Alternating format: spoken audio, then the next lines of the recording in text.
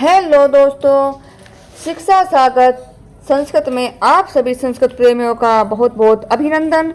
आज हम अध्ययन करेंगे सुजन पद्धति के 54वें श्लोक का, जो कि भर्तृहरि द्वारा विरचित नीति शतकम यानी कि एक मुक्तक काव्य से है।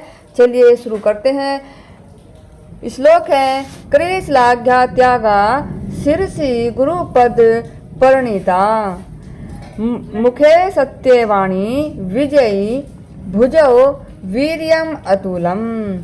फिर है हृदय स्वच्छतावर्ती श्रुतम अधिगतम च शृणयो, बिना ऐश्वर्येण प्रकृति महताम मंडनम अस्ति। तो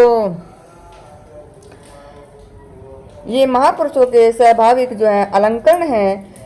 और एक बार इसके शब्द अर्थ को देखते हैं ताकि हमें एक एक शब्द का भली प्रकार से ज्ञान हो जाए। करे का अर्थ होता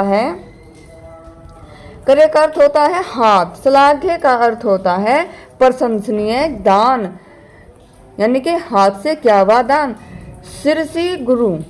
शिरसी का अर्थ होता है सिर पर, और गुरु पद प्रणीता का अर्थ होता है गुरे चरणों में, यानी कि गुरु के चरणों में विनयता नम्रता।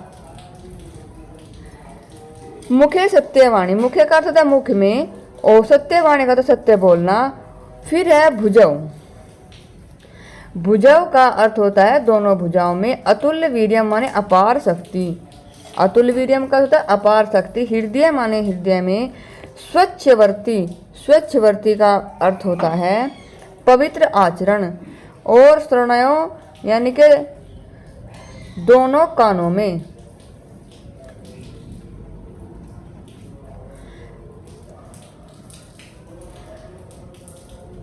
फिर है श्रुति अधिगत, यानी कि अर्जित किया हुआ ज्ञान।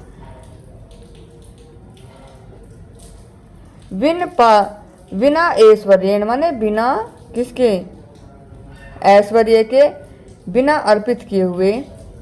बिना सुरवेण, बिना ऐश्वर्य यानी बिना धन के। प्रकृति महता यानी स्वभाव से ही ये लोग महान होते हैं, महापुरुष। अभी देखिए इसे एक बार और हम इसको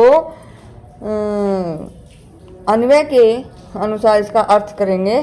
तो क्लेशलाघ्य त्यागा, क्लेशलाघ्य का अर्थ होता है कि शुभ दान हाथ का आभूषण है। क्लेशलाघा त्याग का क्या अर्थ होता है कि जो शुभ दान होता है वो क्या होता है, हाथ का आभूषण होता है। और फिर कहते हैं शिरसी गुरुपाद परिणीता, कि जो गुरु जनों के चरणों में प्रणाम करना सिर का आभूषण होता है।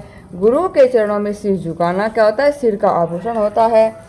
उसके बाद कहते हैं कि मुखे सत्यवाणी कि जो हम सत्य वचन मुख, यानी कि सत्य वचनी मुख का क्या होता है, आभूषण होता है। और अतुल क्या है, अतुल वीर्यम, अतुल वीरता ही भुजाओं का आभूषण होता है। फिर कहते हैं कि सर्वणयो च अधिगत श्रुतम इदम ऐश्वर्येण बिना अपि प्रकृति महताम मंडनम अस्ति। भर्तृहरि जी कहते हैं कि निर्मल वृत्ति हृदय का और ज्ञान प्राप्ति किसका, कानों का क्या होती है, आभूषण होती है। और बिना ऐश्वर्य के ही ये सब स्वभाव से, प्रकृति महता माने स्वभाव से होते हैं, उन महापुरुषों के लिए आभूषण होते हैं। ये उन महापुरुषों के लिए आभूषण होते हैं। कैसे, ये स्वभाव से जो बड़े होते हैं उन महापुरुषों के लिए आभूषण होते हैं। इस श्लोक में विभावना अलंकार, क्योंकि ऐश्वर्य के रहने पर ही आभूषण है इसलिए। और इस श्लोक में शिकरणी छंद है। दोस्तों, चैनल संस्कृत प्रेमियों से मेरा अनुरोध है कि शिक्षा सागर चैनल को लाइक और सब्सक्राइब करें। जय हिंद।